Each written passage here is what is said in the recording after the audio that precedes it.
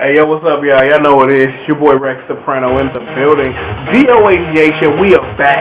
And today we are taking a look at Final Fight 1 to the Game Boy Advance. Now, because I pretty much gave y'all the history of Final Fight in a nutshell when I reviewed Final Fight CD, I really don't have a lot left, but there are a couple of important things that you do need to know about Final Fight 1 and why it's so important and so special.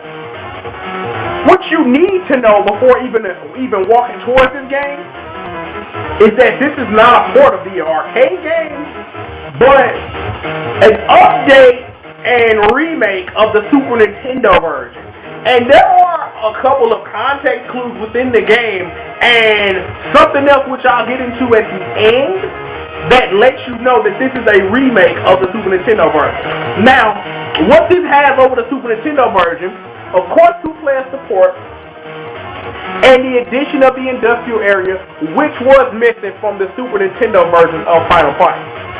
Also, because this is a remake of the Super Nintendo version, there's no Poison and Roxy, but Billy and Sid take their place just like in the Super Nintendo version.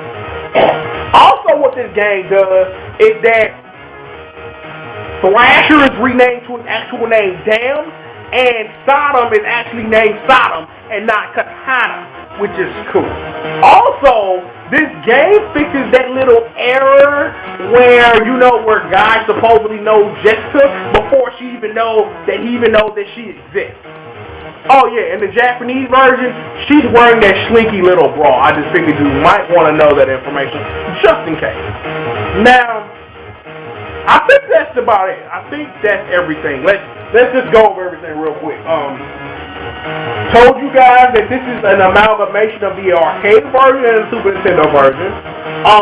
This game fixes major translation errors that were around for 12 years before being taken care of. No Poison and Roxy, 2-player support, the addition of the industrial area. That's everything. Now, this game does have some additional elements in it, and we about to hop into that right now. So, give me 1 second just to press the start button. Oh, excuse me, I'm so sorry. Now the mode select, pretty cut and dry. Game start mode, 2-player link mode. It's real cool if you get a chance to ever link up with somebody. It's just you link up and you can only see your status on your screen and they can see theirs. But it runs and it functions perfectly fine. That if it were a 2-player Super Nintendo game, that's probably what it would function like. The option mode and reset game data. We're just gonna get into the options mode real quick. Now, the options you have, I keep mine on very hard. It's the quickest way to unlock characters, and I'll tell you how to get into that in a minute. Now, the difficulty strands from very easy to very hard. Now, you have all the extension options from the Sega CD version, except for 100,000 and every 200,000 after that. So, put mine back on 200,000 every. You have the sound test, the sound effect test, and the button config. Now, the extra options break down like this. That once you start beating up enemies, for every certain amount of enemies you beat up, you get extra stuff. Now, I'll just quickly run it down for you guys, is that for the first 50 enemies that you beat up, you unlock Alpha Guy as an additional playable character. Now, when you beat up 200 enemies, you unlock the player option, which lets you select your men, because by default you get 5, but you can change it in here and get yourself as many as 9. When you beat up, 500 enemies, you unlock Alpha Cody for play. When you beat up 800 enemies, you unlock the stage select, and you can select any stage 1 through 6. When you beat up 1,300 enemies, you unlock the color change option, and pretty much what it is, it's just changing the color of the sprites. So I'll just show each of them to you. 3, 2, and 1 for Guy.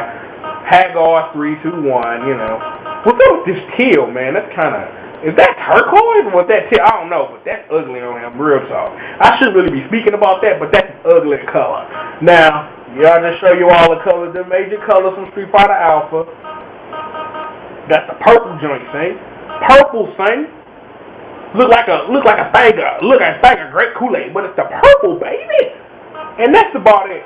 And once you exit out of arcade, or once you exit out of option mode, I'm sorry, it shows you how many enemies you defeated, and usually what it will be is how many enemies you need to beat. How many enemies you beat, and how many enemies when you get to your next secret that you unlock. And we're just going to the game start mode. Now, it's still the same old thing. Guy Cody Haggard, Alpha Guy, and Alpha Cody. Now, tiers stay the same for the original cast, but to break down Alpha Cody and Alpha Guy, it depends. Like, on one end, is that Cody is better than Guy because Cody does more damage and can take a hit, but he moves a little slower. In trade, Guy moves a little faster. He does more damage than any of the normal Final Fight characters, and he can do his final destruction off of 3 hits before he does a back attack and then goes back to start the infinite. Now, a weird thing is that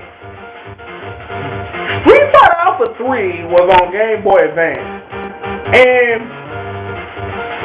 to describe what that game is, I like to use the word abomination. You're better off pretending I didn't even mention it, but it just had to be mentioned because their sprites in this game look so detailed and so crisp. It just must have been who handled the conversion of the game versus what the game could have been. You're just better off just playing double upper on PSP and just being happy with that. Now, a couple of other things that you may need to know about the story, which I'll get into right now, is that remember I told you earlier about Cody and Guy Alpha Cody and Alpha Guy have stories of their own, and what it is that they get pulled back from Street Fighter Alpha 3, which in canon takes place after this game, but before Final Fight 2. And what happens is, as they play through the story, they realize they've been pulled back to the year 1989 to save Jessica. Now, Guy is pretty normal. He's just walking around like, oh, I'm the master of Bushi and you must die. Cody just walks around the whole game repeatedly breaking the 4th wall. Now, there's a stage in the game where Cody doesn't break the 4th wall. Cody pulls out a nuclear missile and drops it on the 4th wall. And when I first played with Alpha Cody and I saw that, I was laughing for 10 straight minutes. What he said is just so funny. I was like, oh, really? And I was like, yes. So I'm like, if you ever get a chance to play this game, beat up 500 enemies, unlock Alpha Cody, and play through to the end. Because trust me, when you see once he dropped that nuclear bomb on the 4th wall, it's a very sickening sight, believe me. But enough about that. If I gotta give this game a score, I can give it a 10, and here's why. Is that with the addition of Alpha Cody and Alpha Guy, all the other options that you get, if you go play a version of Final Fight that's not a hack or anything, play Final Fight 1. I'm serious. This game is just that good. Now, what I would love to see in the future, which I hope Capcom got up their sleeves, at least, depending on how Double Impact does, I would love to see a remake of this version. For real, I'm serious. I would love to see a remake of this version with Alpha Cody, Alpha Guy, or even a new Final Fight, because I got a feeling we gonna see that in a minute, because Capcom been on their retro kick for a while, so I got a feeling that we'll see that. I really do. Like I say, I give this game a 10. Like real talk. Like this is something you need to play as a fan of beat 'em up, Final Fight, Capcom, whatever. However you feeling. Final Fight 1 is a game that is a must play. I don't give games 9 to 10 unless I'm going to stand by what I stand by, and I give this game a 10 and I stand by that. That when I finally got a chance to play the game back in 2001, I was like, really? Like this is the crack. And it's like I didn't really figure out until I had to come back and review it that the game was actually a Super Nintendo remake. So I didn't really learn that till about a week ago.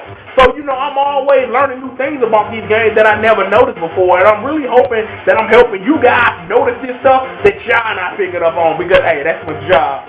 But you know, I'm gonna go ahead and get out of here. You guys enjoy the review, man. I will be back later, probably tomorrow, with my Final Fight 2 overview and stuff like that, and we'll take a look at that. Now, actually, I take that lie back. I won't be taking a look at Final Fight. Well, actually, yeah, I am. Because after I take a look at Final Fight 2, I'll be taking a look at Mighty Final Fight. So, yeah. So, it is Final Fight 2, then Final Fight, and then Final Fight 3. Yeah. So, y'all know what it is. It's your boy, MrMister.com. Your boy, Ray Soprano. We get this money, man. Love all my folks. Haters, love whatever. We get down.